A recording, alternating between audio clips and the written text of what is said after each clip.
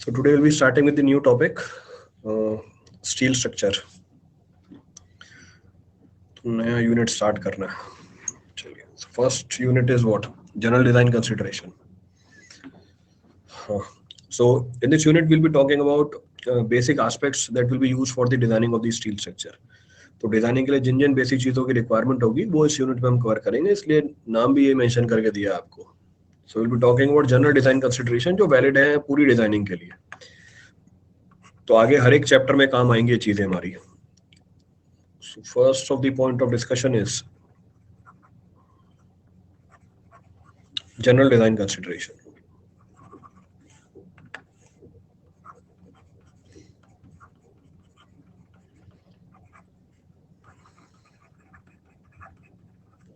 So we'll be talking about the general aspects of designing of steel structure. General बातों के बारे में हम डिस्कशन करेंगे यहाँ पे. तो पहला point, first point of reference. पहला पॉइंट ऑफ रेफरेंस क्या बोलता है?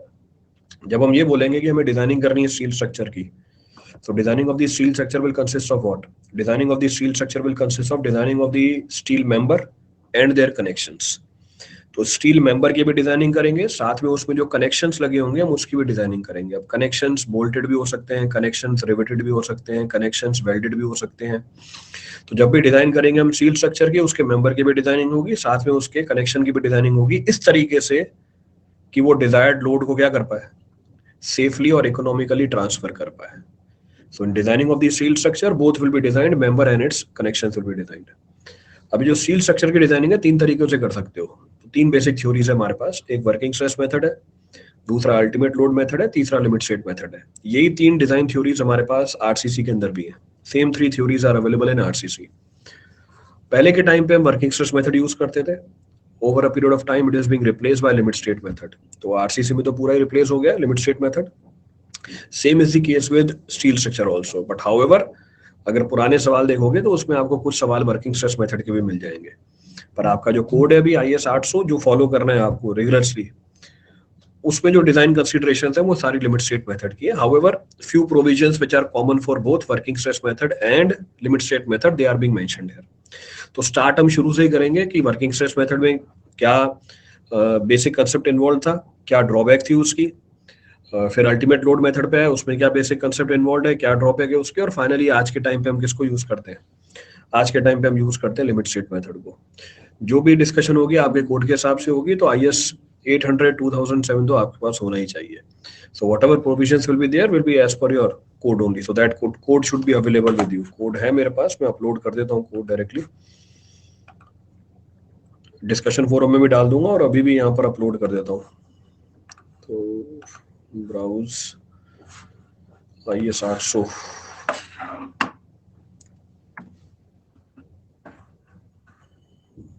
IS 800. No. So this is the code which is to be followed. I'll upload on the group also. I'll upload it on the discussion forum also. तो वहां से आप directly download भी कर सकते हैं.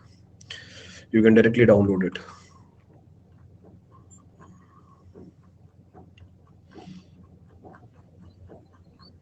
ये हमारा कोड आ गया. तो कोड शुरू में ही है आपके पास. You have the code available with you.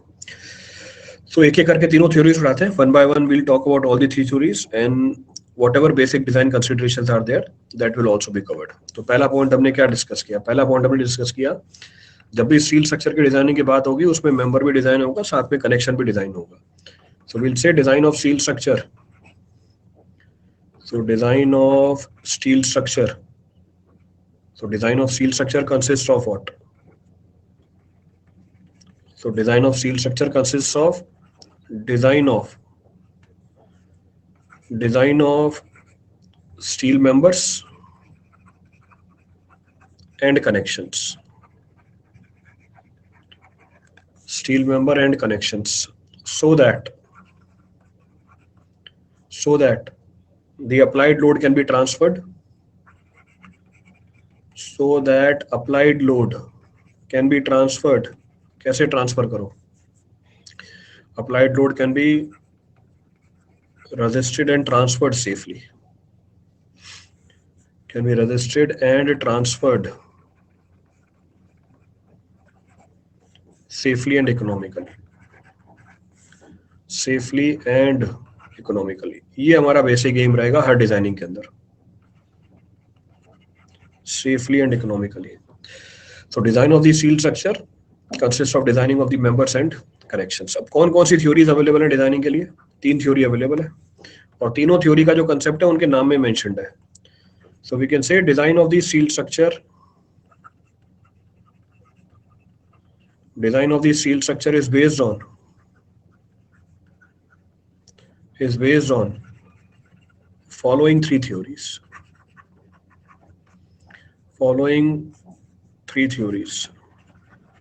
तीन थ्योरीज है हमारे पास। पहली theory, the first of the theory available is known as working stress method. The first of the theory is working stress method. तो working stress method बोल दो, या आप इसको बोल सकते हो कि elastic method, it is one and the same thing. तो वर्किंग स्ट्रेस मेथड है या इलास्टिक मेथड है, नाम से समझ में आ रहा है। From here only the analysis can be done. इसमें क्या करेंगे हम, इलास्टिक मेथड है यानी आप अपने मेंबर की कौन सी स्ट्रेंथ कंसीडर करोगे, बस इलास्टिक स्ट्रेंथ कंसीडर करोगे। अगर मैं मेंबर की इलास्टिक स्ट्रेंथ कंसीडर कर रहा हूं, इसका मतलब मैंने उसकी जो प्लास्टिक स्ट्रेंथ है उसको इग्नोर कर दिया। अगर मैंने मेंबर की प्लास्टिक स्ट्रेंथ को इग्नोर कर दिया, इस बात का मतलब क्या हुआ, आपका सेक्शन क्या होगा, अनइकोनॉमिकल होगा। Your section will be uneconomical. इसका मतलब आप अपने मेंबर की पूरी स्ट्रेंथ यूज ही नहीं कर रहे, you are not able to utilize the complete strength of the member. तो वर्किंग स्ट्रेस मेथड में आपके जो मेंबर निकल के आते हैं, बड़े निकल के आते हैं बहुत। तो सेम लोड के लिए वर्किंग स्ट्रेस मेथड लगाओगे, साइज बहुत बड़ी निकल के आएगी, the size will come out to be huge. इस वर्किंग स्ट्रेस मेथड का प्रिंसिपल क्या है? वर्किंग स्ट्रेस मेथड का प्रिंसिपल ये है कि जो वर्किंग स्ट्रेस है, वर्किंग स्ट्रेस मतलब जो लोड लगा, तो जितना भी लोड आपने अप्लाई किया उसको हम बोल देते हैं वर्किंग लोड। उस वर्किंग लोड की वजह से जो स्ट्रेस डेवलप हुई वो हमेशा किससे कम होनी चाहिए, परमिसिबल स्ट्रेस से कम होनी चाहिए। So in working stress method, the principle applied is working stress should always be less than the permissible stress. अच्छा, permissible stress कैसे निकालोगे? How you will find the permissible stress? Elastic method है ना, क्योंकि ये इलास्टिक मेथड है, आप permissible stress के लिए कौन सी स्ट्रेस कंसीडर करोगे, यील्ड स्ट्रेस। बस यील्ड स्ट्रेस के ऊपर क्या लगा दूंगा मैं, फैक्टर ऑफ सेफ्टी लगा दूंगा। Will simply apply the factor of safety on yield stress. तो हम बोलेंगे इस मेथड में फेलियर नहीं होगा अगर वर्किंग स्ट्रेस किससे कम हो जाए, परमिसिबल स्ट्रेस से कम हो जाए, when the working stress is less than permissible stress। तो पहले के टाइम पे इसको यूज करते थे, सेक्शन बड़े निकल के आते थे, over a period of time इसको मॉडिफाई करते गए। आज के टाइम पे हम क्या यूज कर रहे हैं, आज के टाइम पे हम लिमिट स्टेट मेथड यूज कर रहे हैं। In today's time we are using the limit state method.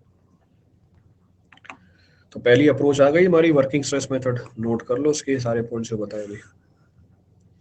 तो वर्किंग स्ट्रेस मेथड बोल दो, इलास्टिक मेथड बोल दो, क्या बोल सकते हैं इसमें।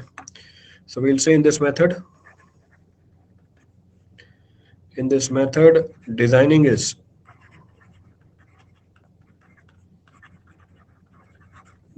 based on elastic theory, designing based है इलास्टिक थ्योरी के ऊपर। Next point says here structures are analyzed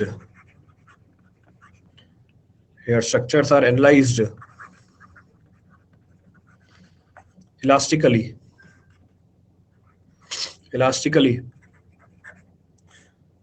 for worst combination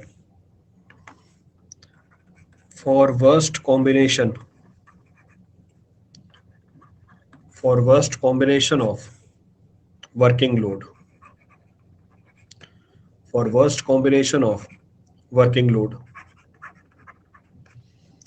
and the members are designed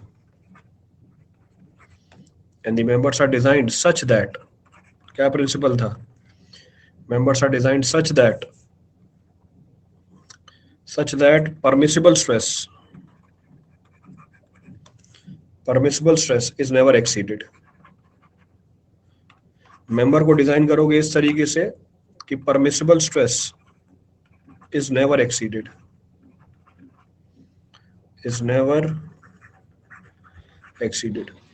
तो मेंबर की डिजाइनिंग इस तरीके से होगी कि उसमें परमिसिबल स्ट्रेस कभी एक्सीड नहीं होगा। तो इसका मतलब क्या मतलब हुआ, इसका मतलब ये कंक्लूजन निकल के आया, दैट इज जो हमारी वर्किंग स्ट्रेस है, जो वर्किंग स्ट्रेस है वो हमेशा कम होनी चाहिए किससे?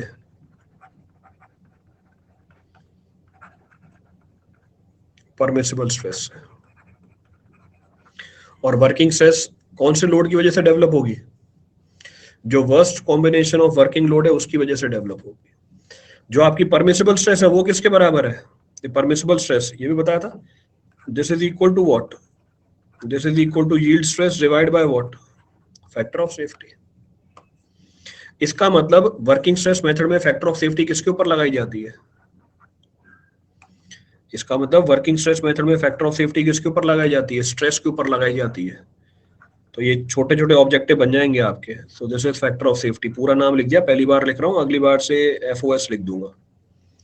तो ये हमारी फैक्टर ऑफ सेफ्टी है। तो यहाँ पर फैक्टर ऑफ सेफ्टी स्ट्रेंथ के ऊपर लगाते हैं, लोड के ऊपर नहीं लगाते। So divide by factor of safety. तो यहाँ पे मेंबर की डिजाइनिंग इस तरीके से होगी कि उसमें स्ट्रेस कभी भी परमिसिबल स्ट्रेस को एक्सीड नहीं करेगा। It will never exceed the permissible stress. Note करो, फिर आगे चलते हैं।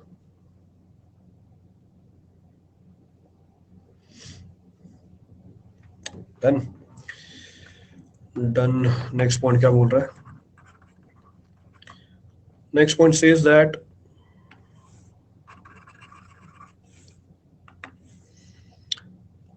नेक्स्ट पॉइंट इसके ड्रॉबैक क्या है? So this theory possesses following drawbacks. अब इस थ्योरी में क्या क्या ड्रॉबैक है? एक तो पीछे बता दिया, one of the drawback we have discuss. इसमें आप क्या यूज कर रहे हो? इलास्टिक स्ट्रेंथ यूज कर रहे हो, यानी क्या यूज नहीं कर पा रहे? प्लास्टिक स्ट्रेंथ यूज ही नहीं कर पा रहे। So we are not able to use the plastic strength. तो पहला ड्रॉबैक निकल के आया। सो we will say in this case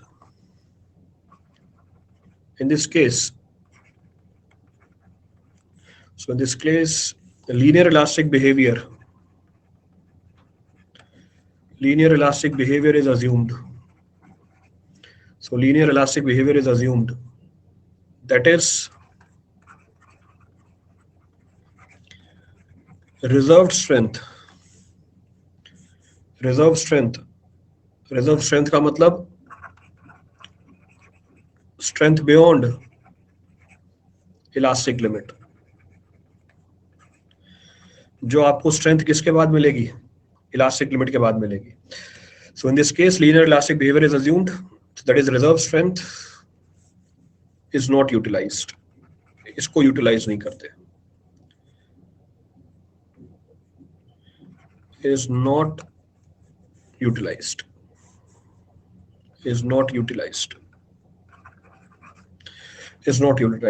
इसका मतलब इम्पैक्ट क्या होगा? इम्पैक्ट ये निकल के आ जाएगा कि साइज बड़ी हो जाएगी। So resulting in what? So resulting in uneconomical design. So design costly हो जाएगी।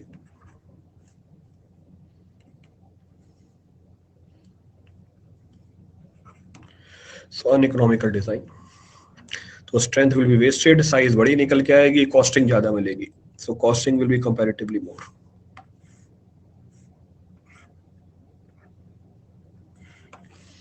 तो ये तो पहला ड्रॉबैक निकल के आ गया। अच्छा, इसमें फैक्टर ऑफ सेफ्टी किसके ऊपर लगाया था हमने? सिर्फ factor of safety was applied only in the case of what? Stress. यानी फैक्टर ऑफ सेफ्टी किसके ऊपर नहीं लगाई?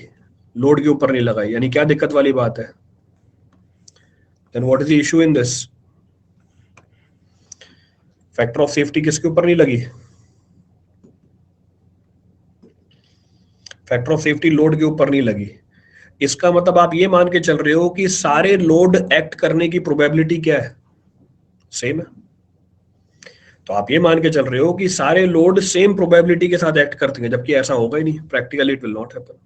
तो प्रैक्टिकली ऐसा मिलता ही नहीं हमें। तो एक ड्रॉबैक ये निकल के आ गया, one of the drawback is this. तो ये अगला पॉइंट लिख दो। सो लीनियर इलास्टिक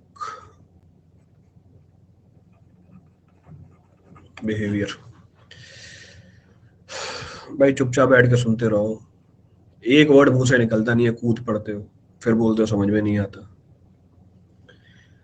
एक एक बार मतलब चलो ठीक है, स्टील स्ट्रक्चर समझ में नहीं आती, जिस चीज को डेवलप होने में हजारों साल लगे, मेरे को क्लास चालू किए हुए बस 16 मिनट हुए, बताए हुए 2 पेज भी नहीं हुए, और डाउट भी आने लग गए।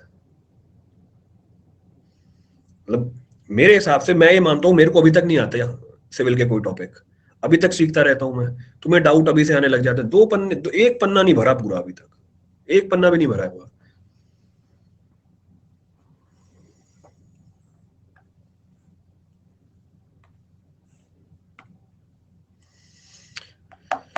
तो अगला पॉइंट हम डिस्कस कर रहे थे, फैक्टर ऑफ सेफ्टी लगाई हमने, फैक्टर ऑफ सेफ्टी लगाई स्ट्रेस के ऊपर, लोड के ऊपर नहीं लगी। तो लोड के ऊपर नहीं लगी, इसका मतलब हम ये मान के चलेंगे कि सारे लोड लगने की प्रोबेबिलिटी सेम है, जबकि ऐसा होगा नहीं, हर लोडने की लगने की प्रोबेबिलिटी डिफरेंट होती है। वो भी आगे काउंटर करेंगे, दैट विल काउंटर। कैसे काउंटर करते हैं धीरे धीरे देखते जाएंगे आगे। So will say it assumes, क्या अज्यूम करता है, it assumes all the load to act simultaneously. ये मान लेता है कि सारे लोड साइमल्टेनियसली एक्ट करते हैं, act simultaneously.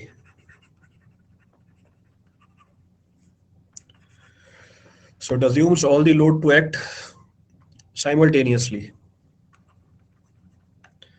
with same probability. Probability बोल दो, uncertainty बोल दो, एक ही बात, एक ही चीज के अलग अलग नाम है, with same probability. Probability, or you can say degree of uncertainty. Degree of uncertainty.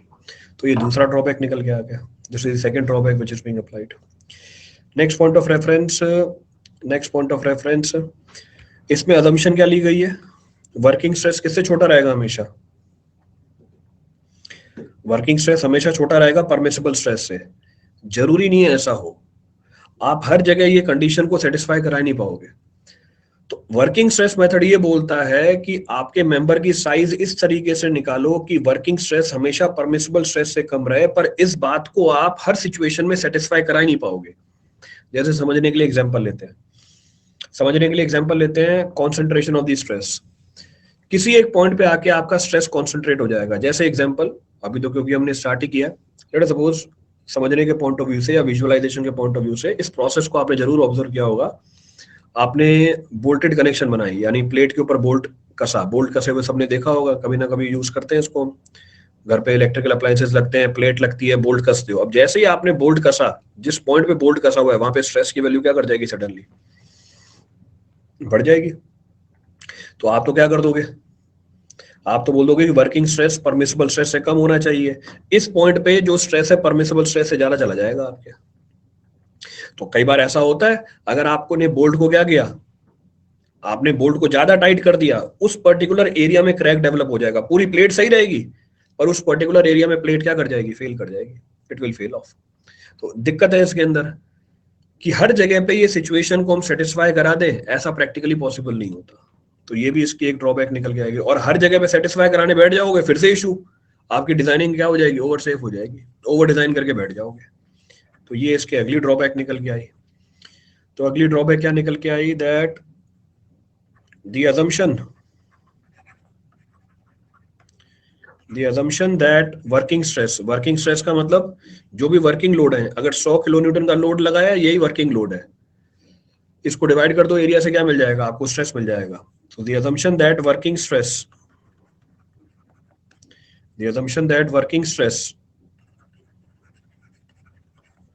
would be kept,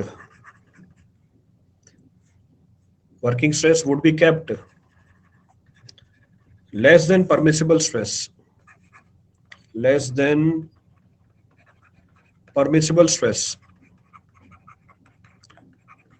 is not possible,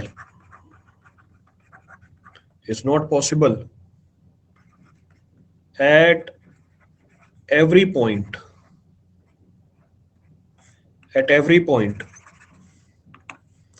at every point in design due to, बहुत सारे रीजन है, एक रीजन तो बता ही दिया आपको, ड्यू टू पहला point, इसमें छोटा न्यूमरल डाल दो, स्ट्रेस कॉन्सेंट्रेशन। तो किसी जगह पे आके स्ट्रेस कॉन्सेंट्रेट हो जाएगी, बहुत सारे एग्जांपल आएंगे इसके स्ट्रेस कॉन्सेंट्रेशन के, एक एग्जांपल तो दिया ही मैंने अभी आपको। तो स्ट्रेस कॉन्सेंट्रेशन जहां पर भी कनेक्शन करोगे वहां पे स्ट्रेस कॉन्सेंट्रेट कर जाता है। दूसरा example, let us suppose beam है, बीम सपोर्ट के ऊपर पड़ी हुई है, सपोर्ट पे कितना रिएक्शन डेवलप होगा? सिंपली सपोर्टेड बीम यूडीएल, तो कितनी रिएक्शन डेवलप हुई? WL/2। और इस बार जो रिएक्शन होगी वो क्या निकल के आएगी? वो मैक्सिमम निकल के आएगी, दिस विल बी मैक्सिमम। तो इसको बोलते हैं स्ट्रेस कॉन्सेंट्रेशन। तो ये हमारी सिंपली सपोर्टेड बीम, रिएक्शन हमारी आ गई WL/2, स्पैन लेंथ L, यहाँ पर आपका स्ट्रेस मैक्सिमम मिलेगा। क्यों? जैसे जैसे दूर जाऊंगा शेयर फोर्स क्या होती जाएगी? मैं मान के चल रहा हूँ कि इसका शेयर फोर्स डायग्राम आपको पता है, you know the shear force diagram of this. तो शेयर फोर्स की वैल्यू कम होती जा रही है, इसका मतलब स्ट्रेस क्या होता जाएगा? कम होता जाएगा। यानी सपोर्ट पे स्ट्रेस की वैल्यू सबसे ज्यादा। तो आप तो वर्किंग स्ट्रेस मेथड में क्या करने लग जाओगे? आप वर्किंग स्ट्रेस मेथड में ये बोलने लग जाओगे कि हर जगह पे वर्किंग स्ट्रेस परमिसिबल स्ट्रेस से कम हो, फिर से ओवर डिजाइनिंग करने लग जाएंगे। Again will go for the over designing, जबकि इसकी जरूरत थी नहीं हमें। स्ट्रेस कॉन्सेंट्रेशन तो एक पर्टिकुलर पॉइंट पे ही हुआ, it was attend at a particular point only. तो एक ड्रॉबैक इसकी ये भी निकल के आती है। दूसरा, हर जगह पे क्यों नहीं सेटिस्फाई कर पाएंगे? हर जगह पे सेटिस्फाई इसलिए नहीं कर पाएंगे क्योंकि आपको रेसिडुअल स्ट्रेस भी मिलेंगे। अब रेसिडुअल स्ट्रेस का मतलब क्या होता है? रेसिडुअल स्ट्रेस का मतलब वो स्ट्रेस जो इलास्टिक लिमिट के बाद निकल के आता है, इसको प्लास्टिक स्ट्रेस भी बोला जाता है। It may also be termed as plastic stress. जैसे एग्जाम्पल, इसको समझने के लिए एग्जाम्पल ले लो, लेट अस सपोज कोई भी वायर उठाओ, उसको स्ट्रेच करो। इनिशियली जब आप उसको स्ट्रेच करोगे और अनलोड करोगे, वो अपनी ओरिजिनल शेप को दोबारा रीगेन कर लेगी, तब तक जब तक आपकी जो स्ट्रेस है इलास्टिक लिमिट के अंदर हुई। पर जैसे ही स्ट्रेस इलास्टिक लिमिट से ऊपर चली जाती है, वो अपनी ओरिजिनल ज्योमेट्री को रीगेन नहीं कर पाती। पर होगा क्या? अगर ये इसकी ओरिजिनल ज्योमेट्री है वायर की, क्रॉस सेक्शन इसका सर्कुलर है, आपने लोड लगाया, लोड लगाने के बाद इसको अनलोड कर दिया, अगर इलास्टिक लिमिट में ही है लोड, तो ये दोबारा रीगेन कर लेगी अपनी ओरिजिनल ज्योमेट्री, लेंथ भी वही आ जाएगा, डायमीटर भी वही आ जाएगा, दोनों चीजें वापस ओरिजिनल हो जाएंगी। पर अगर आपने लोड की वैल्यू और ज्यादा बढ़ाई, इलास्टिक लिमिट को एक्सीड कर गए, अब फाइनल सिचुएशन ये होगी, एल की जगह एल डैश हो जाएगा, डी की जगह डी डैश हो जाएगा। अब ये प्लास्टिक लिमिट है, फेलियर नहीं हुआ है, देयर इज नो फेलियर, पर अब किस में चली गई है? ये प्लास्टिक रीजन में चली गई है, it has entered into the plastic region. So because of the residual stress, आप ऊपर वाली असम्पशन हर जगह वैलिडेट नहीं कर पाओगे, you will not be able to validate. Next, जब कंस्ट्रक्शन हो जाती है, वर्किंग हो रही है स्ट्रक्चर के अंदर, आपको टेम्परेचर में वेरिएशन मिलेगी, और टेम्परेचर में वेरिएशन मिली, फिर से स्ट्रेस डेवलप हो जाएंगे। ये स्ट्रेंथ ऑफ मटेरियल का कंसेप्ट है। Let us suppose support fix है, टेम्परेचर बढ़ाया, व्हाट विल हैपन? जो हमारी मेंबर है ये एक्सपेंड करने की कोशिश करेगी, एक्सपेंड करने की कोशिश करेगी, एक्सपेंशन पॉसिबल ही नहीं है, एक्सपेंशन पॉसिबल ही नहीं है, रिएक्शन डेवलप हुई, नेचर क्या होगा रिएक्शन का? कंप्रेसिव, तो उसमें कंप्रेसिव रिएक्शन डेवलप हो जाएगी। इसका मतलब ये है कि जब मैं डिजाइनिंग करने बैठा, डिजाइनिंग तो किसके लिए करी? बस लोडिंग के लिए, पर ये टेम्परेचर बीच में और आ गया, टेम्परेचर बीच में और आ गया और रिएक्शन डेवलप करा दी। तो फिर से आपकी एजम्पशन जरूरी नहीं है हर जगह वैलिड हो जाए। तो जहां टेम्परेचर का रोल आ जाता है, एडिशनल रिएक्शंस आ जाती है। फिर से स्ट्रेंथ ऑफ मटेरियल का कंसेप्ट है, अगर ये सपोर्ट सेटल हो जाए, इफ दी सपोर्ट है सेटल्ड, दोबारा क्या डेवलप होता है? फिर से रिएक्शन डेवलप होती है, again the reaction is developed. ये स्ट्रेंथ ऑफ मटेरियल में डायरेक्टली इसके वो भी निकाले होंगे आपने, कितना मोमेंट डेवलप हो जाता है और कितनी रिएक्शन डेवलप हो जाती है because of the settlement of the support, support के सेटलमेंट से। तो इसका मतलब ये है कि अगर सपोर्ट आपका सेटल कर जाए, या सिंकिंग ऑफ सपोर्ट भी बोल सकते हो, you can say sinking of support, sinking of support से भी क्या डेवलप होती है? एडिशनल रिएक्शन या स्ट्रेसेस डेवलप होते हैं। तो आप हर जगह पीछे वाली असम्पशन वैलिडेट कर पाओ, ऐसा पॉसिबल नहीं है, so it is practically not possible. तो आपकी ये थ्योरी इन जगहों पे काम नहीं करेगी, फेल हो जाएगी। तो ये इसके ड्रॉबैक थे, दीज वर द ड्रॉबैक्स। तो कहाँ काम नहीं करती है, कहाँ काम नहीं करती? दूसरा रेसिडुअल स्ट्रेस हो गया, यू कैन से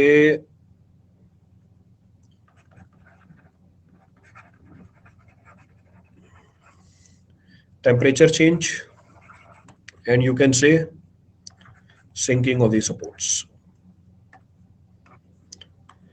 फिक्स्ड एंड मोमेंट, बिल्कुल सही बात है। फिक्स्ड एंड मोमेंट समझाने के लिए आप ये ले सकते हो, फिक्स्ड एंड मोमेंट। तो सिंकिंग ऑफ द सपोर्ट्स, तो ये सबसे पुरानी थ्योरी थी हमारी। तो एक बेसिक आइडिया दे दिया आपको वर्किंग स्ट्रेस मेथड का, तो पीछे से चालू किया है। तो सबसे पुरानी थ्योरी यही चलती थी। तो ये थ्योरी इस प्रिंसिपल पे काम करती थी कि वर्किंग स्ट्रेस हमेशा किससे कम होना चाहिए, प्रिंसिपल स्ट्रेस से कम होना चाहिए। और परमिसिबल स्ट्रेस कैसे निकालोगे, it is equal to yield stress by factor of safety. आज के टाइम पे कोड देखोगे, फैक्टर ऑफ सेफ्टी मिलेगी नहीं आपको। तो पिछले सवालों में, यानी आज से 10 साल वाले पीछे सवाल उठाओगे, वो फैक्टर ऑफ सेफ्टी की वैल्यू पूछेगा आपसे। तो अब तो वो कोड ही यूज नहीं होता, तो फैक्टर ऑफ सेफ्टी मिलेगी भी नहीं आपको। तो ये मत बोलना सर ये फैक्टर ऑफ सेफ्टी पता ही नहीं, अब यूज ही नहीं कर रहे हैं। तो लिमिट स्टेट मेथड चल रहा है, we are taking the help of the limit state method. और लिमिट स्टेट मेथड में ये फैक्टर ऑफ सेफ्टी चेंज हो गई है, कितनी है वो भी देखते हैं आगे, that will see. So it was the earliest theory which was available. सबसे पुरानी थ्योरी है हमारे पास स्टील स्ट्रक्चर को डिजाइन करने के लिए।